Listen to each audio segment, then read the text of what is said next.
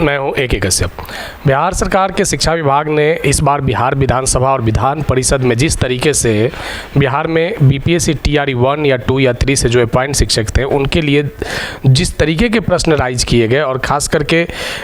जो बिहार में रिलेटेड जो बिहार सरकार के अधीन सरकारी सेवक के तौर पे जो शिक्षक कर्मी जो कार्य कर रहे हैं उनके लिए इस बार का जो ये बजट सेशन है ये बड़ा महत्वपूर्ण रहा है। क्योंकि यहाँ पे अगर आप देखिए कि हर मूल विषयों पर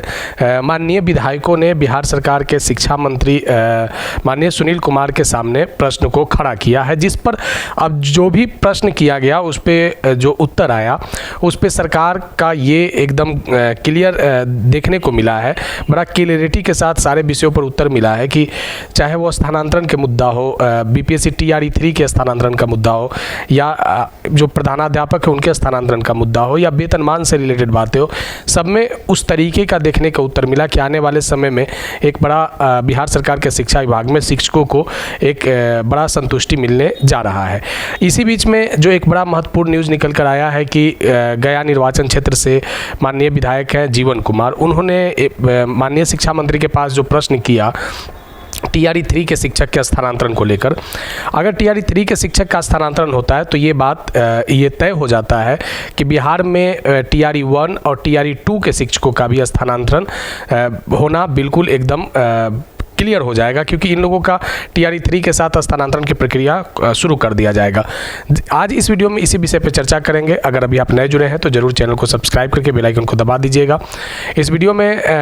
बात करेंगे कि किस तरीके से बिहार में शिक्षकों के स्थानांतरण कब से शुरू होगा, क्योंकि यहाँ पे जो माननीय शिक्षा मंत्री हैं उन्होंने कहा कि बजट सेशन के बाद बिहार के जो जिले हैं उसमें अंतर जिला स्थानांतरण की प्रक्रिया टीआरई 3 वाले लोगों के लिए भी शुरू कर दिया जाएगा। अब ये बजट सेशन जो चला है ये 2 फरवरी से चला है और 27 फरवरी तक बजट सेशन इस बार चलेगा बिहार विधानमंडल में, और बिहार विधानसभा के इस बजट सेशन की जो समाप्ति 27 फरवरी को होगा, तो इसके बाद आने वाले जो मार्च का महीना है, इसके बाद जो आने वाला जो मार्च का महीना है, इस महीने में बिहार में शिक्षकों के स्थानांतरण का दरवाज़ा जो है वह खुल सकता है। और सबसे ज़्यादा यहाँ पे बात करें कि लगभग 60,000 से भी अधिक जो टीआरई 3 के शिक्षक हैं, जिनको लेकर ये बातें निकल कर आए थे कि 1 साल के प्रोबेशन पीरियड समाप्त होने के बाद ही इनका स्थानांतरण होगा, लेकिन अगर जिस तरीके का एक टाइमलाइन दिया गया कि बजट सेशन के बाद टीआरई 3 वाले लोगों के स्थानांतरण की प्रक्रिया शुरुआत कर दिया जाएगा, तो ये दोनों तरीके के स्थानांतरण की शुरुआत होने की संभावना है। एक पारस्परिक स्थानांतरण म्यूचुअल ट्रांसफ़र, और दूसरा स्थानांतरण जो ऐच्छिक स्थानांतरण होगा, जिसमें आप विद्यालय या जो जिला का चयन होगा वो विभाग आपके सामने अपने पोर्टल पर उसका ऑप्शन को खोलेगा। अब ये बात निकल कर आया है कि क्या बीपीएससी टीआरई 1 और 2 के जो शिक्षक हैं, जो बचे हुए शिक्षक हैं, क्योंकि बहुत बड़ी संख्या में शिक्षकों का स्थानांतरण या तो म्यूचुअल या ऐच्छिक तबादला के आधार पर बिहार सरकार शिक्षा विभाग कर दिया है, जिसमें बीपीएससी टीआरई 1 और 2 और विशिष्ट शिक्षक एक बड़ी संख्या में स्थानांतरित हो चुके हैं। लेकिन अभी भी टीआरई 1-2 के जो महिला शिक्षक है या जो पुरुष शिक्षक है, अभी भी उनकी संख्या लगभग 20,000 के आसपास में संभवतः है, और वे शिक्षक अब बिहार सरकार के साथ ये आशा लगाए हुए हैं कि उनकी स्थानांतरण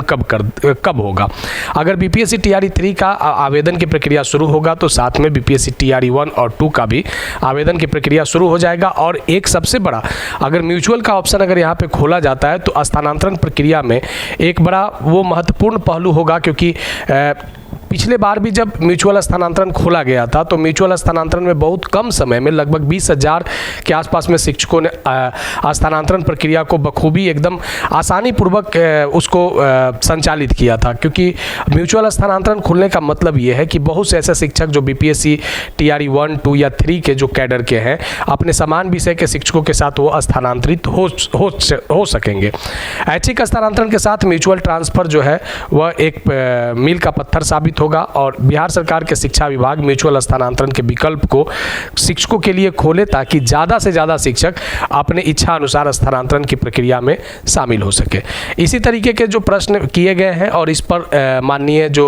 मंत्री हैं उनका भी जवाब जो है बड़ा महत्वपूर्ण रूप से देखने को इसलिए मिल रहा है क्योंकि बड़ा यहाँ पे शिक्षकों के सकारात्मक पहलू को ध्यान में रखते हुए बड़ा जो आंसर जो दिया जा रहा है उस आंसर में ये बात साफ पॉसिबिलिटी दिखने को मिल रहा है कि बहुत जल्द शिक्षकों के स्थानांतरण के लिए सरकार जो है अगला कदम उठाने जा रही है। क्योंकि अगर इस विषय को अगर आप देखते हैं, शिक्षक स्थानांतरण का मुद्दा को अगर आप देखते हैं, तो ये एक लंबी समय की ये प्रक्रिया है और लगभग 1,90,000 शिक्षकों ने स्थानांतरण को लेकर अभ्यावेदन दिया था, जो अलग अलग संवर्ग के शिक्षक रहे थे।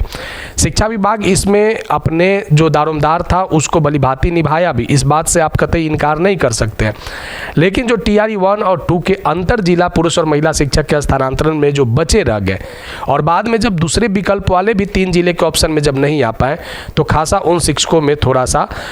सरकार के प्रति जो है वह असंतुष्टि देखने को मिला है, क्योंकि उनके साथ ही उनके काम करने वाले जो कलीग हैं उनके स्थानांतरण हो गए। लेकिन कुछ लोग जो साथ में ही ज्वाइन किए, लेकिन विद्यालय में जो स्थानांतरित होकर आना चाहते थे या जो जिले में आना चाहते थे, वहाँ पे सीट छात्र शिक्षक अनुपात बैलेंस नहीं होने के कारण नहीं हो पाया। तो बाद में फिर से जो 2 जिले का ऑप्शन 3 जिले का ऑप्शन जो मांगा गया, उसमें भी जब नहीं हो पाया तो उन लोगों में थोड़ा सा निराशा है। लेकिन ये जो इस बार जो माननीय मंत्री का जो स्टेटमेंट आया है, जो उत्तर आया है, उस उत्तर के बाद बिहार में शिक्षकों का जो स्थानांतरण है वह मार्च 2026 में बड़ा एक महत्वपूर्ण महीने के रूप में वो उभरेगा। और बिहार सरकार का शिक्षा विभाग जो है आने वाले समय में BPSC TRE 3 के शिक्षकों के साथ TRE 1 और 2 के बचे हुए शिक्षकों के ऐच्छिक और म्यूचुअल स्थानांतरण खोल सकता है। ऐसा